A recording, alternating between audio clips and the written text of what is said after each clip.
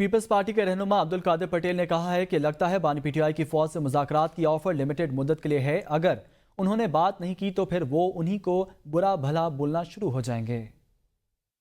वो हमेशा ही कहते हैं कि जी फ़ौज मुदाखलत ना करे और फिर बात भी उनको फ़ौज से करनी है। फिर एक बड़ा कल लतीफ़ा हुआ है कि ये उन्होंने कहा कि मैं मोहसिन नकवी से बात नहीं करूँगा, वो फ़ौज का आदमी है। असल में मेरे ख़्याल में अभी तक भी थोड़े से दिमागी तवाज़ुन और शख्सियत के तवाज़ुन और सियासी तवाज़ुन, इन तमाम चीज़ों की ज़रूरत है। अभी तक तहरीक इंसाफ फ़ैसला नहीं कर पाई कि उसे करना क्या है और करना क्या चाहिए।